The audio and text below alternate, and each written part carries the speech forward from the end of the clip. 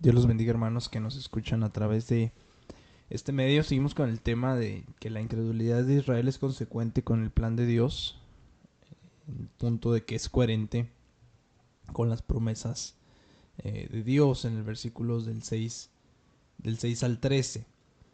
Veíamos la semana anterior, si no, bueno, no sé si se recuerda, espero que sí se recuerde, acerca de los versículos 6 y 7. Dice: no que la palabra de Dios haya fallado, porque no todos que descienden de Israel son israelitas, ni por ser descendientes de Abraham son todos hijos.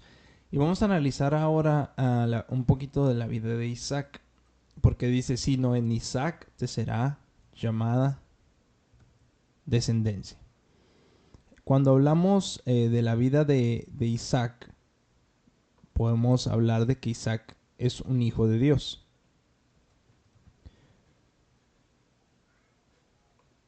O como representación eh, de los hijos de Dios, ¿sí?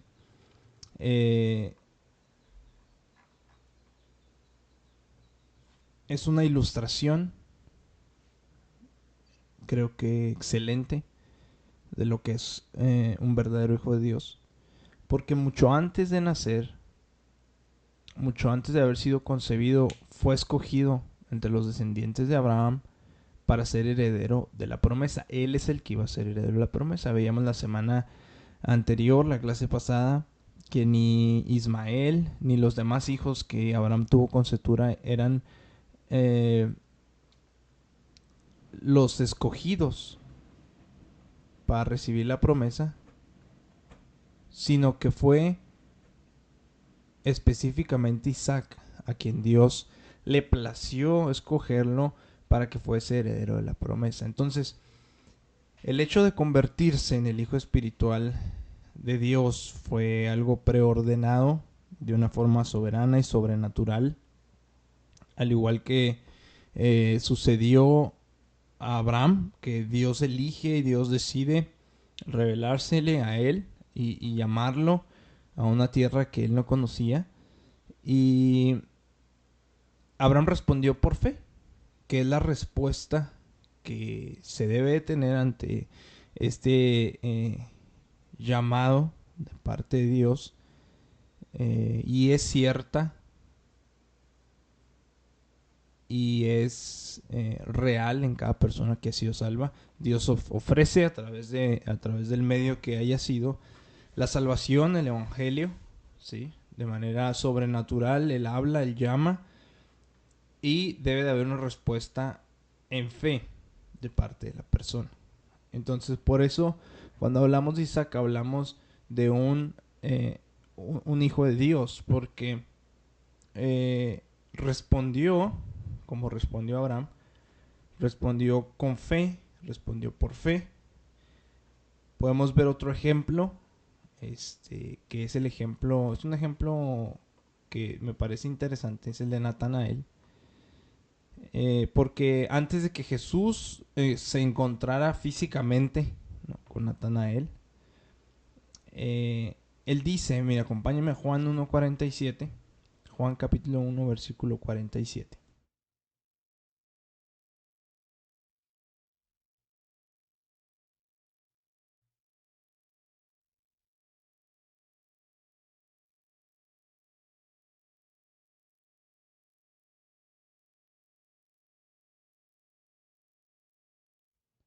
A pesar de la duda y de la especulación de Natanael, eh, ante lo que Felipe le había contado, dice en el 47: cuando Jesús vio a Natanael que se le acercaba, dijo de él: he aquí un verdadero israelita. He aquí un verdadero israelita en quien no hay engaño. La palabra que utiliza para verdadero es una palabra en griego interesante que significa genuino, que significa auténtico. En otras palabras, entre los miles de judíos, no sé, a lo mejor millares, no sé si llegaron a ser millones en ese entonces, pero dentro de tanto judío que se habían multiplicado a partir de Israel y que eran contemporáneos, Jesús identifica a Natanael como un israelita auténtico, como un israelita verdadero. Ahora, esta declaración específica que Jesús hace de Natanael implicaba que la mayoría de los judíos no eran auténticos, no eran verdaderos, sin importar cuán impecable haya sido su genealogía desde Abraham. En Natanael Jesús no encontró engaño, no encontró un engaño espiritual en su interior, no estaba aparentando ser lo que no era como lo hacían los fariseos, al contrario, estaba demostrando ser un obediente de Abraham, que confiaba en Dios antes que su linaje, que confiaba en Dios antes que en sus obras para justificarse. Entonces, es una ilustración bonita esta de Natanael, porque está como, aparte de los nombres conocidos, Abraham, Isaac, Jacob, Pablo, Jesús, David, Natanael es un ejemplo bonito de esta parte de la historia del pueblo de Israel que estamos viendo, donde no todos los israelitas son auténticos o son genuinos. Y este contraste en Natanael lo podemos ver con los líderes judíos religiosos del tiempo de Jesús. Ahí mismo en Juan, capítulo 8, me gustaría ubicarnos, porque vamos a leer hasta el 47, pero a partir del versículo 20. Pero es para ubicarnos en qué momento Jesús estaba dando esta enseñanza que vamos a leer. ¿Dónde es que estaba? 8:20. Juan capítulo 8, versículo 20.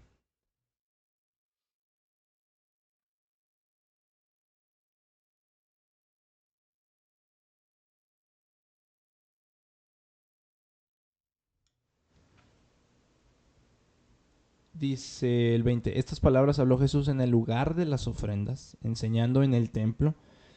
Y nadie le prendió porque aún no había llegado su hora. Dice, otra vez les dijo Jesús, ya yo me voy y me buscaréis, pero en vuestro pecado moriréis. A donde yo voy vosotros no podéis venir. Decían entonces los judíos, ¿acaso se matará a sí mismo? Que dice, a donde yo voy vosotros no podéis venir. Y les dijo, vosotros sois de abajo, yo soy de arriba. Vosotros sois de este mundo, yo no soy de este mundo. Por eso os dije que moriréis en vuestros pecados, porque si no creéis que yo soy, en vuestros pecados moriréis. Entonces le dijeron, ¿tú quién eres? Entonces Jesús les dijo, lo que desde el principio os he dicho. Muchas cosas tengo que decir y juzgar de vosotros, pero el que me envió es verdadero y yo, lo que he oído de él, esto hablo al mundo. Pero no entendieron que él les hablaba del Padre. Les dijo pues Jesús, cuando hayáis levantado al Hijo del Hombre, entonces conoceréis que yo soy, y que nada hago por mí mismo, sino que según me enseñó el Padre, así hablo, porque el que me envió conmigo está. No me ha dejado solo el Padre, porque yo hago siempre lo que a él le agrada. Hablando estas cosas, muchos creyeron en él. Dijo entonces Jesús a los judíos que habían creído en él, si vosotros permaneciereis en mi palabra, seréis verdaderamente mis discípulos, y conoceréis la verdad, y la verdad os hará libres. Le respondieron, linaje de Abraham somos, y jamás hemos sido esclavos de nadie. ¿Cómo dices tú, seréis libres? Jesús le respondió, de cierto os digo, que todo aquel que hace pecado, esclavo es del pecado. Y el esclavo no queda en la casa para siempre, el Hijo sí queda para siempre. Así que si el Hijo os libertare, seréis verdaderamente libres. Sé que sois descendientes de Abraham, pero procuráis matarme, porque mi palabra no haya cabida en vosotros. Yo hablo lo que he visto cerca del Padre, y vosotros hacéis lo que habéis oído cerca de vuestro Padre. Respondieron y le dijeron, nuestro Padre es Abraham. Jesús les dijo, si fueseis hijos de Abraham, las obras de Abraham haríais. Pero ahora procuráis matarme a mí, hombre que os ha hablado la verdad, la cual he oído de Dios. No hizo esto Abraham.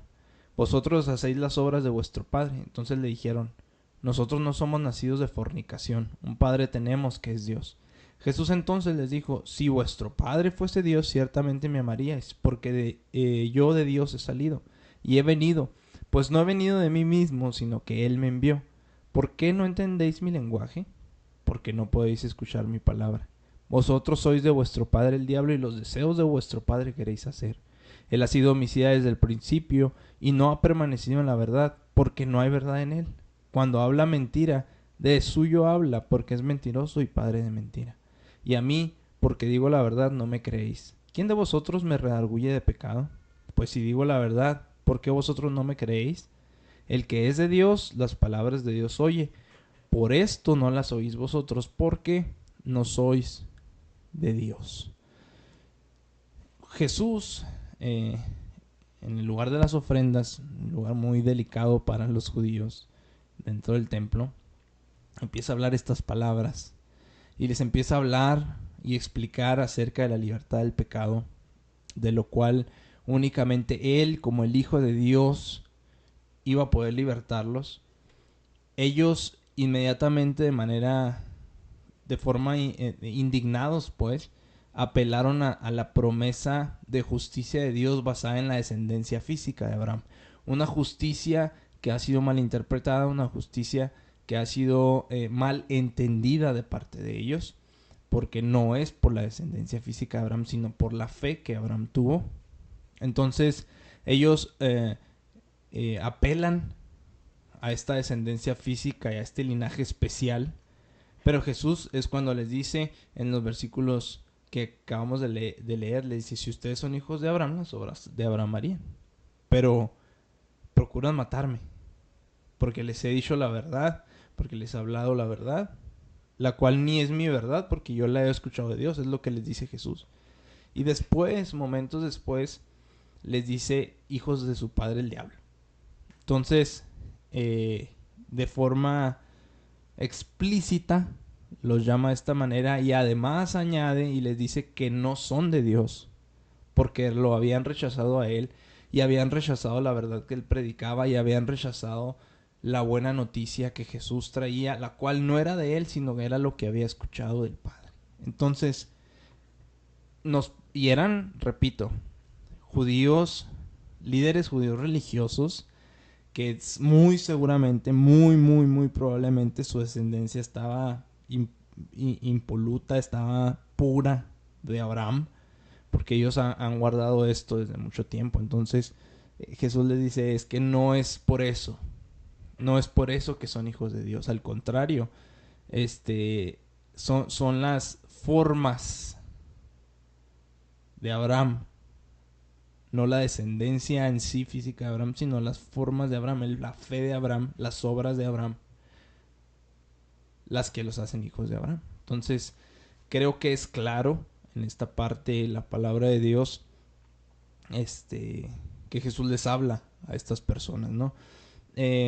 Y Pablo hace eco de las palabras, estas palabras que Jesús le menciona a los líderes religiosos, que les dice son hijos del diablo, básicamente no son de Dios, y se los hace a aquellos judíos también incrédulos en la carta a las iglesias de Galacia, ¿sí? En Gálatas capítulo 3 versículos del 6 al 7, si me acompaña.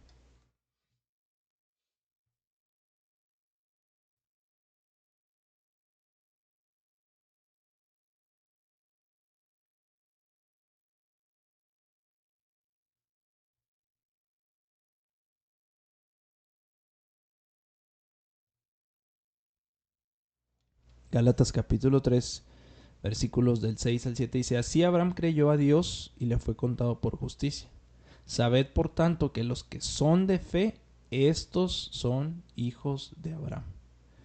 Lo hace de manera clara, los que son de fe, estos son hijos de Abraham. Entonces, lo que Pablo intenta establecer en el capítulo 9 de Romanos, de los versículos 6 en adelante hasta el 33, es que el hecho de que los judíos rechazaran, la mayor parte de los judíos rechazaran a Jesús como Mesías, no era una prueba de que Jesús no era de Dios, sino que al contrario, los israelitas incrédulos eran los que no eran de Dios. Eran los que se habían alejado del camino original. Era que el rechazo de ellos no estaba abrogando la promesa de Dios, sino que al contrario era una evidencia adicional que sumaba a que la promesa de Dios había sido para los que creían como Abraham creyó. No para quienes habían descendido físicamente de él como Ismael o como los hijos de Setura, sino para los que iban a creer. Y al final de Gálatas, si se quedó ahí, en capítulo 13 ahí mismo, versículo 29 Pablo es muy claro acerca de los hijos de Cristo que son los hijos de Abraham. Dice en Gálatas capítulo 3 versículo 29, dice, si vosotros sois de Cristo, ciertamente linaje de Abraham sois, herederos según la promesa. Si vosotros sois de Cristo, ciertamente linaje de Abraham sois, dice la Escritura, herederos según la promesa. Entonces, cuando hablamos de Dios, no podemos hablar de otra cosa más que del carácter ecuánime y justo de Él. Él no puede contradecirse, no puede dividirse a sí mismo en opiniones. Él es justo y no permite la posibilidad de que haya una promesa incumplida de parte de Él. Además, hay más problemas en caso de que hubiera una contradicción de parte de Dios. Los problemas básicos de amor al pecado, la falta de fe, que eran los grandes obstáculos de los judíos del tiempo de Pablo y siguen siendo en la mayoría de los judíos y de los no judíos en la actualidad.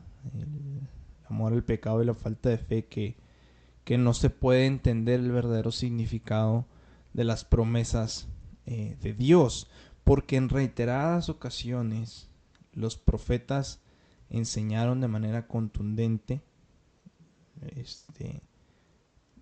de manera clara, que así como únicamente Isaac, que era el hijo elegido por Dios de Abraham, iba a ser el heredero, de la promesa, también de forma única, de forma exclusiva, iba a haber un remanente que iba a ser apartado por la elección de Dios y que iba a estar calificado para que sus miembros fueran esos receptores de la promesa de Dios hecha a Abraham. Siempre fue así. En Romanos, casi al final, capítulo 9, Pablo cita a Isaías, Romanos 9:29, y dice, como antes dijo Isaías, si el Señor de los ejércitos no nos hubiera dejado descendencia, como Sodoma habríamos venido a ser y a Gomorra seríamos semejantes. Entonces, Dios siempre ha dado la oportunidad a todos para creer, y es únicamente a través de la fe, y ha tenido un remanente en los cuales han respondido a ese llamado para salvación, a ese llamado para elección de parte de Dios, han respondido a través de la fe.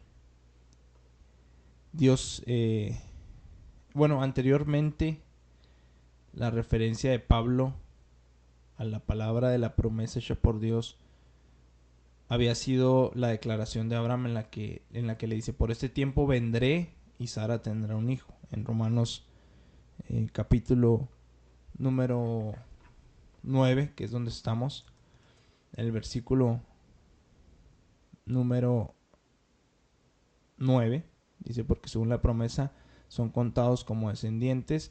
En el 9, porque la palabra de la promesa es esta, por este tiempo vendré y Sara tendrá un hijo. Y esto que menciona Pablo aquí en Romanos 9:9 está ligado a Génesis 18:10. Génesis 18:10. Si me acompaña para leerlo, que es la historia, que es de donde se basa. Génesis capítulo 18. Acompáñeme. Versículo número 10.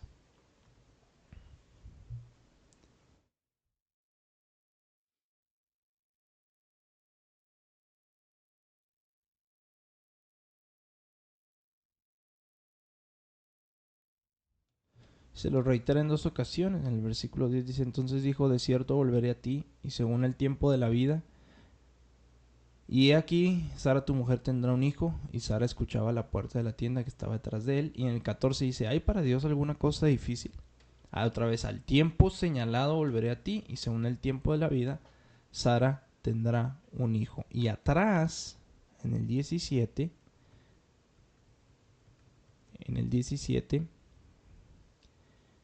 eh, podemos encontrar en el versículo 19 el nombre de este bebé que aún no le había dicho que a 9 meses iba a estar, sino fue antes. Dice, ya tenía el nombre. Dice en Génesis 17:19: respondió Dios: ciertamente Sara tu mujer te dará a luz un hijo, y llamará su nombre Isaac. Confirmaré mi pacto con él como pacto perpetuo para sus descendientes después de él. Y el 21 dice: mas yo estableceré mi pacto con Isaac. Ya le daba por nombre Dios, ya le hablaba por nombre, y no había sido ni siquiera concebido. Dice: el que Sara te dará luz por este tiempo, el año que viene. De aquí hay que aprender que Dios siempre levanta en el tiempo y en el lugar correctos a las personas que Él elige usar en su plan de redención. Y podemos ver un ejemplo bonito en Ruth, y también podemos verlo en Esther. El Señor, si usted ha leído la historia de Ruth, dirige su vida para que regrese a Judá con Noemí, que era su suegra. ¿Para qué? Para que se convirtiera en una antepasada del rey David. Y en la parte de Esther, Mardoqueo fue sensible a esta verdad, a este cumplimiento futuro, cuando le dice a su sobrina en Esther 4:14, le dice: ¿y quién sabe si para esta hora has llegado al reino? Debemos de entender, o tratar de entender, porque no es así tan sencillo, no es decir, sí, tengo que entender y ya voy a entender de la noche a la mañana. No es tan fácil. Pero debemos de creer y de tratar de comprender que Dios es soberano, que Dios al mismo tiempo no quiere que nadie se pierda, y que Dios tiene un plan ya trazado para el mundo, y lo podemos ver más claramente en la ocasión suprema en que Dios levantó una persona correcta en el momento correcto. Fue cuando Jesús vino a la tierra para salvar a Israel primeramente y al mundo.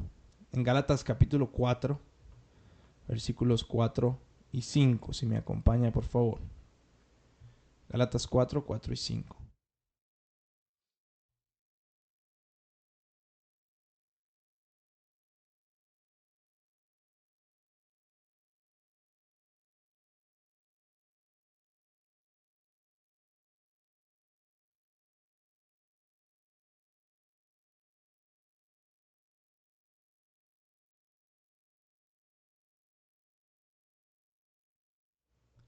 Gálatas capítulo 4, versículo 4 y 5 dice: pero cuando vino el cumplimiento del tiempo, momento correcto, Dios envió a su Hijo, la persona correcta, nacido de mujer y nacido bajo la ley, de la forma correcta, para que redimiese a los que estaban bajo la ley, a fin de que recibiésemos la adopción de hijos con el propósito correcto. En el tiempo correcto, la persona correcta, de la forma correcta, para el propósito correcto. Así funciona nuestro Dios. Así funciona nuestro Dios, sus propósitos eternos. Así Él los ha establecido.